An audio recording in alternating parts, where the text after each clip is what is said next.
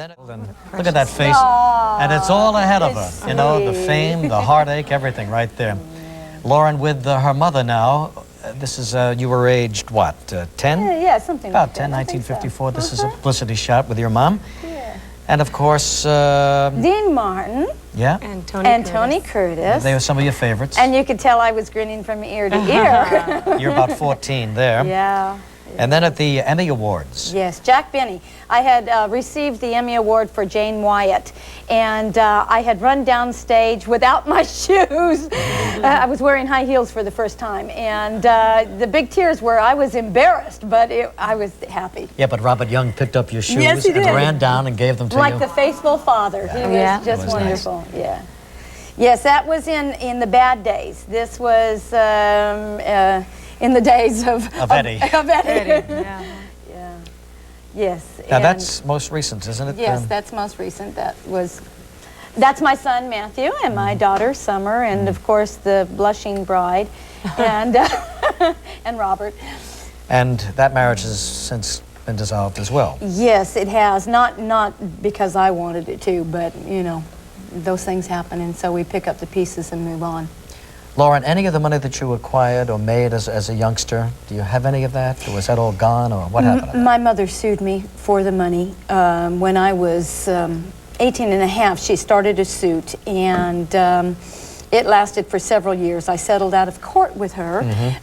She got 60%, I got 40%, my lawyer got 60% of my 40%, and then I paid the taxes, and so nobody got anything. Yeah, right. And we don't receive anything but from you want to know Father something? You look like you got a lot of strength. You look like you're happy. What keeps you going? How'd you turn it around, Laura? Well, you know, I have to say that the Lord helped me turn it around. While I was in county jail, I had met a man who was a Dominican Catholic priest who began to witness to me about Jesus Christ. And I didn't accept a word that he said for 7 years. Then after I had my baby, something happened. When I had Matthew, something clicked.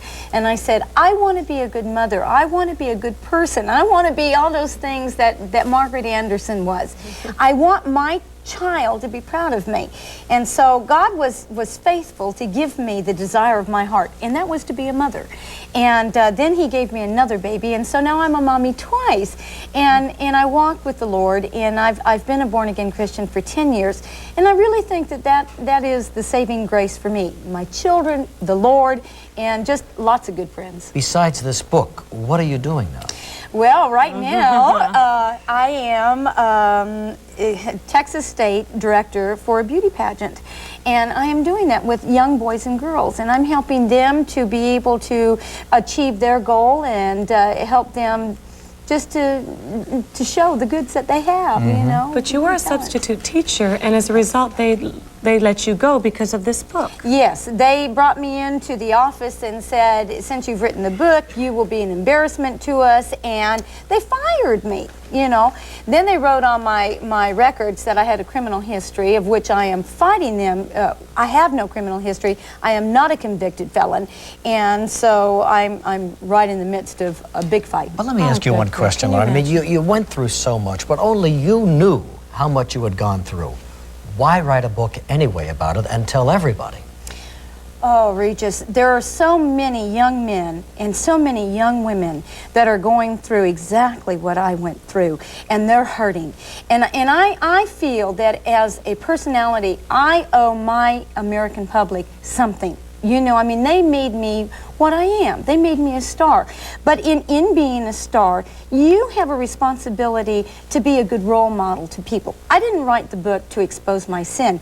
I wrote it because there are young girls and young boys that are having to deal with sexual abuse, drug abuse, alcoholism, and they need to know that there's a way out, that they don't have to stay there. Yeah, I really felt alone. Well, you certainly went through it all, but look at you. You came out feeling and looking pretty good. Thank you. Father Does Know Best, the name of the book, written by Lauren Chapin. Amazing story. We thank you very much, Lauren. Thanks for coming by. Good to see you.